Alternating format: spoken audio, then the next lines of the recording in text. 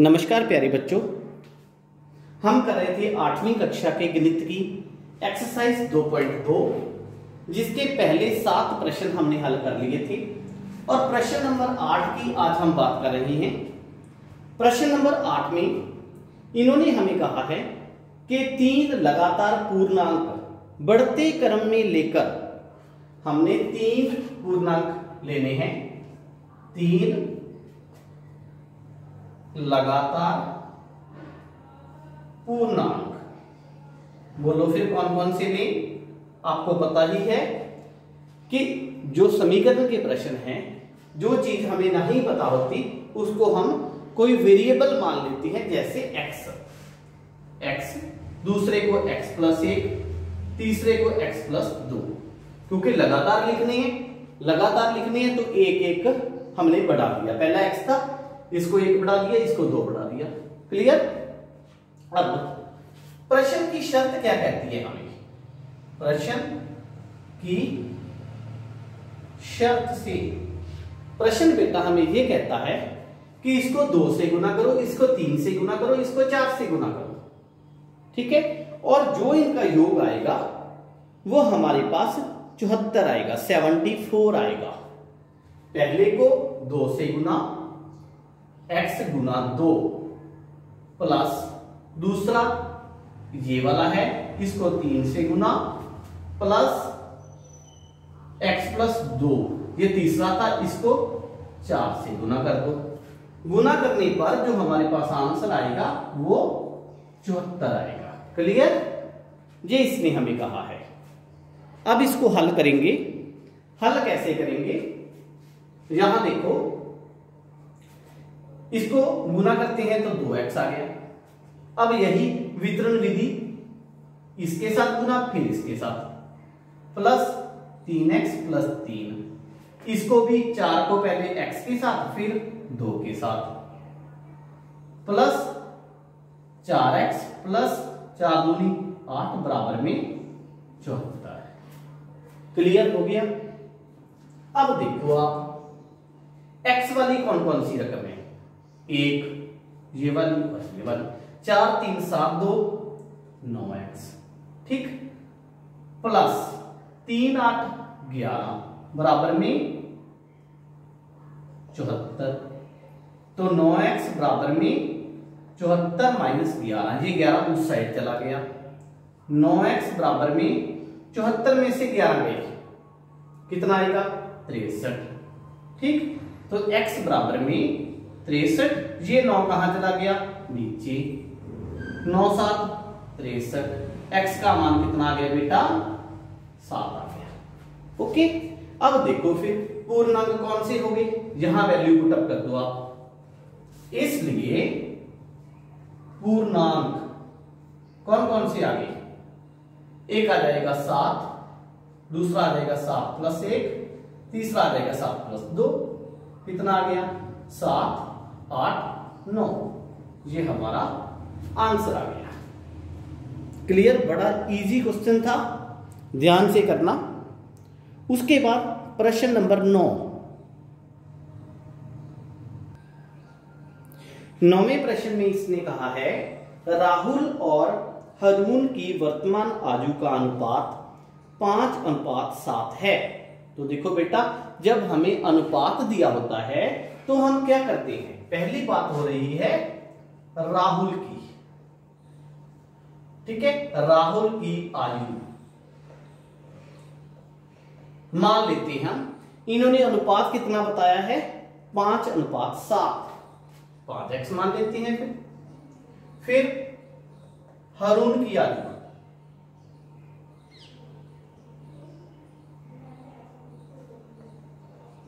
हरून की आयु कितनी आएगी बेटा? 7x, क्योंकि इन्होंने 5:7 उनकी आयुओं का अनुपात बताया था।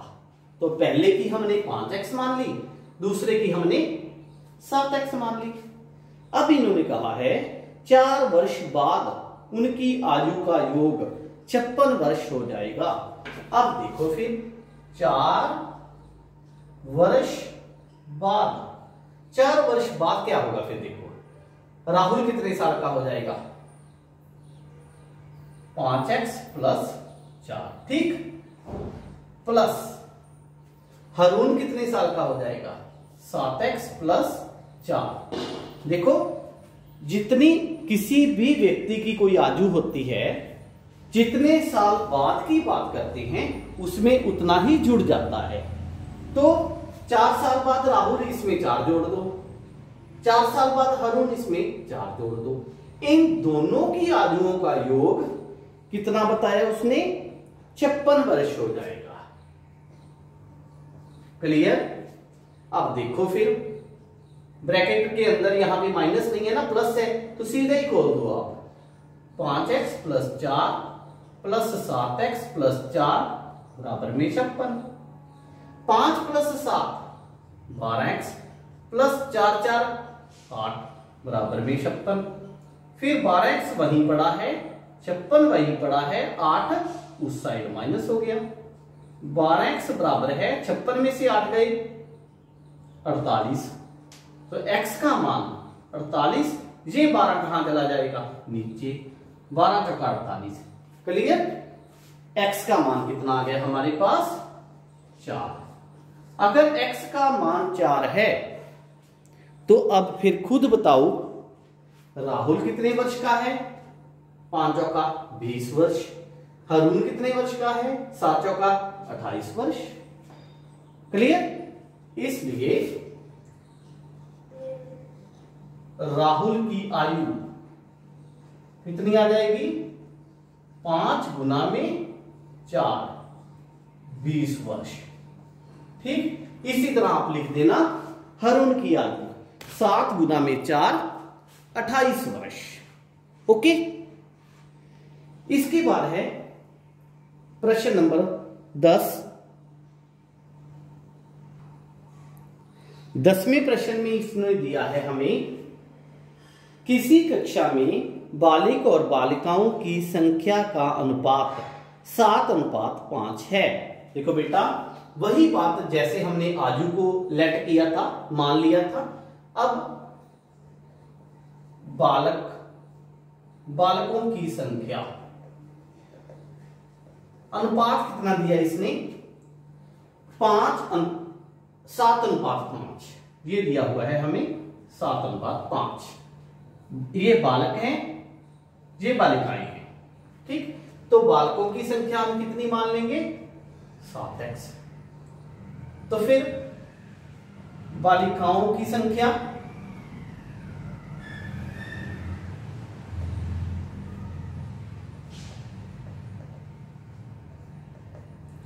5x।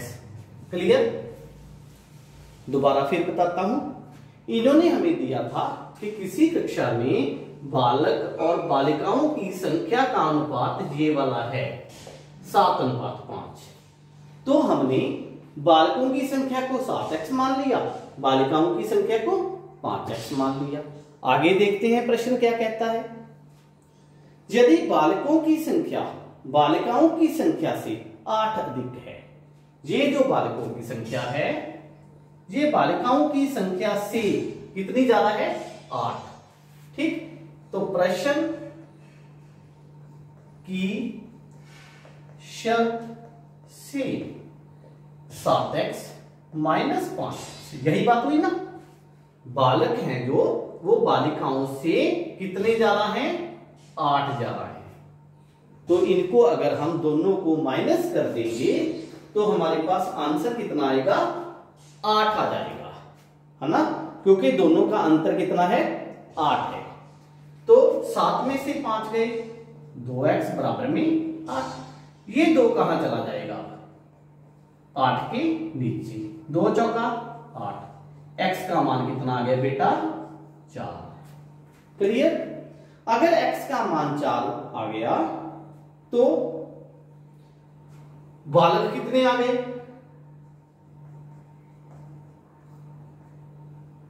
7 गुना में 4 28। ठीक, बालिकाएं कितनी आ गई 5 गुना 4 20। ओके, फिर कुल कितने बच्चे हो गए, इन्होंने पूछा है कुल विद्यार्थी कितने हैं 28 प्लस 20 48। ये हमारा आंसर आ गया।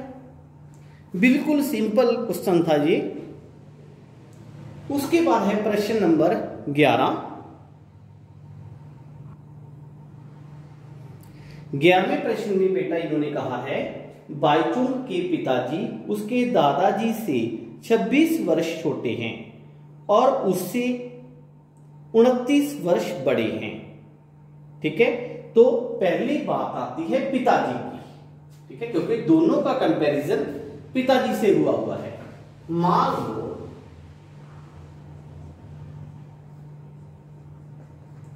बाईचुंग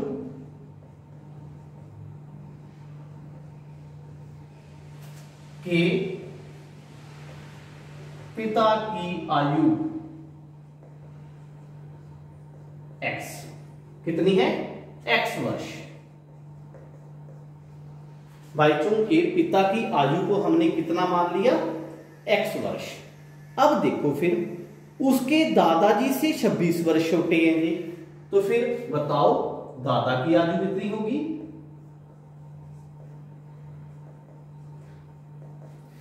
पिता जो है वो दादा से कितने वर्ष छोटा है? 26 वर्ष। तो इसके अंदर दादा के लिए हम 26 ऐड कर देंगे। क्लियर? फिर उन्होंने कहा है उससे 29 वर्ष बड़े हैं, तो बाईचुंग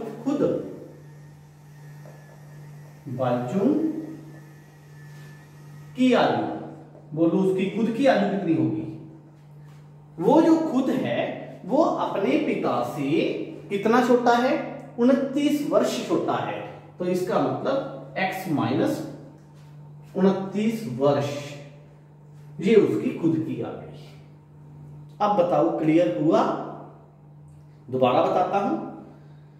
मान लो उसके पिता की आयु x है, तो उसका दादा उससे 26 वर्ष, पिता से 26 वर्ष बड़ा है, हमने 26 जोड़ दिया।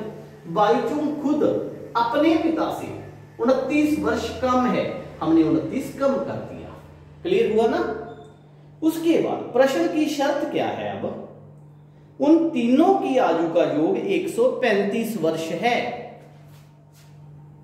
प्रश्न की शर्त बेटा ये कहती है कि x प्लस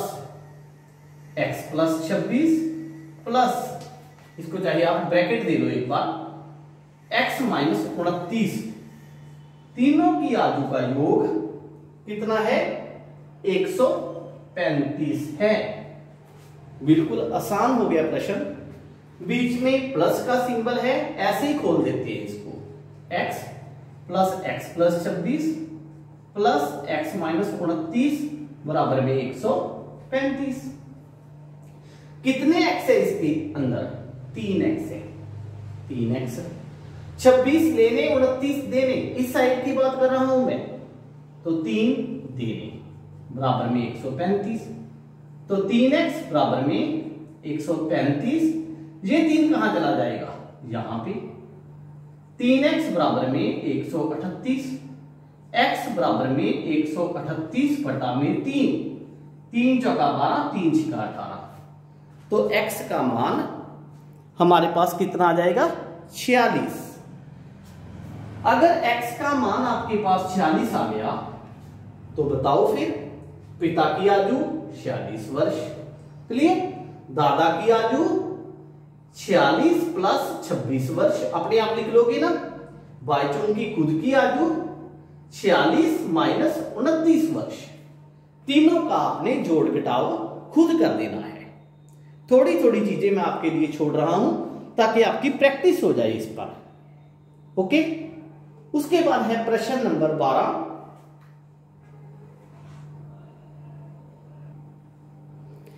बारहवें प्रश्न में इसने कहा है बेटा 15 वर्ष बाद रवि की आयु उसकी वर्तमान आयु से 4 गुना हो जाएगी। देखो बात हो रही है रवि की। ठीक, रवि की वर्तमान आयु ये हम मान लेते हैं कितनी है? x वर्ष। ठीक, रवि की वर्तमान आयु को हमने x मान लिया, तो फिर बात हो रही है 15 वर्ष बाद की। 15 वर्ष बाद की आयु बोलो कितनी होगी? फिर आपको पहले ही बताया है कि जितने वर्ष बाद की बात होती है उतना ही उसकी वर्तमान आयु में आप जोड़ दोगे, इतने वर्ष।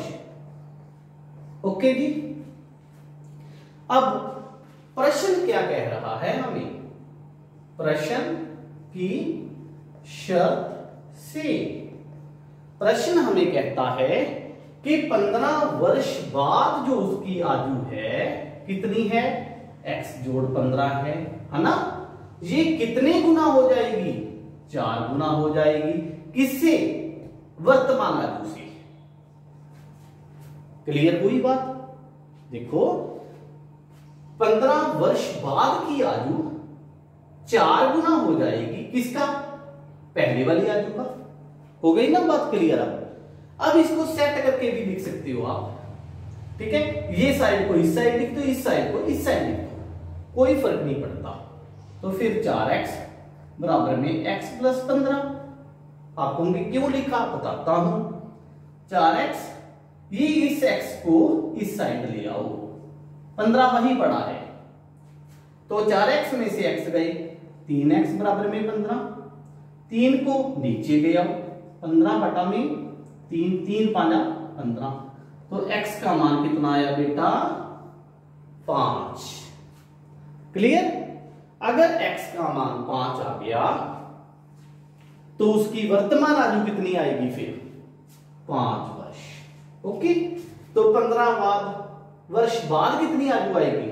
5 प्लस 15 20 वर्ष। तो आप लिख सकते हो, क्या लिखा इन्होंने? वर्तमान आयु बताई। तो आप लिखोगे रवि की वर्तमान आयु बराबर में 5 वर्ष। ठीक है। उसके बाद है प्रश्न नंबर 13। 13वें प्रश्न में इसने कहा है एक प्रमेय संख्या को 5/2 से गुना कर 2/3 जोड़ने पर -7/12 प्राप्त होता है। देखो बेटा, हम लिखेंगे, मान लो प्रमेय संख्या कौन सी मानेंगे? x। ठीक, तो फिर प्रश्न की शर्त क्या है? प्रश्न की शर्त से प्रश्न क्या कहता है बेटा कि इस प्रमेय संख्या को 5/2 से गुना कर दो। पहले x को 5/2 से गुना कर दो, फिर 3/2 जोड़ दो इसके अंदर, प्लस 3/2 जोड़ दो, तो आंसर कितना आता है? -7/12। -7/12। प्रश्न की शर्त दोबारा समझ लो एक बार। प्रमेय संख्या को, ठीक है, 5/2 से गुना कर 3/2 जोड़ने पर -7/12 प्राप्त होता है। संख्या बताएं। तो पहले इसको सेट कर दो आप। x को 5/2 से गुना करते हैं बेटा, तो हम इसको ऐसे लिख सकते हैं, 5x/2 प्लस 3/2 बराबर में -7/12। ओके जी। अब 2, 2 और 12 का एलसीएम निकाल लो, पूरे के पूरे का। एलसीएम कैसे निकालोगे आप? आपको बताया था कि जिस भी संख्याओं का एलसीएम निकालना होता है, सबसे बड़े पहाड़े को पढ़ना शुरू कर दो। 12 एकम 12, 12 2 के पहाड़े में भी आता है, फिर इस 2 के पहाड़े में भी आता है, तो यही इसका एलसीएम आ गया। ओके, आप दूसरी तरह भी निकाल सकते हो, 2, 2 और 12 का एलसीएम। ठीक, फिर भी आपके पास 12 ही आएगा। अब 2 के पहाड़े में 12 कितने पे आता है? 6 पे। फिर 2 के पहाड़े में 12 6 पे, 12 के पहाड़े में 12 1 पे। इस 6 को यहां गुना करो, इसको यहां गुना करो, इसको यहां गुना करो। 6 5 30x, 6 तिया 18, 1 7 -7। क्लियर। अब जब हमने दोनों साइड का इकट्ठा एलसीएम ले लिया है तो आप नीचे वाले एलसीएम को खत्म कर सकते हो। तो हमारे पास क्या आया, 30x प्लस 18 बराबर में माइनस का 7। इसको हल करना है हमें। तो फिर 30x बराबर में -7 -18, ये उस साइड जाके माइनस हो गया। तो 30x बराबर में 18 7 25। मैंने दोनों को जोड़ क्यों दिया, क्योंकि दोनों की निशानी माइनस की थी। अगर सेम निशानी हो, बीच में मल्टीप्लाई का निशान ना हो, तो ये जुड़ जाते हैं। या दूसरी तरह मान लो आप, ये भी देना ये भी देना, सारे देना, तो x का मान कितना आ जाएगा, -25/30। कट आउट करो इसको, 5 5 25, 5 का 30, तो x का मान -5/6। ये हमारे पास प्रमेय संख्या ज्ञात हो गई। क्लियर। तो आज के लिए इतना ही। इसके बाद हमारे पास है 3 प्रश्न और इस एक्सरसाइज के, 14वां, 15वां और 16वां। तीनों प्रश्नों को हम अपनी अगली वीडियो के अंदर कवर करेंगे। ठीक है। मेरे चैनल को सब्सक्राइब करें, अपने फ्रेंड्स के साथ शेयर करें मेरी वीडियोस को। Thank you.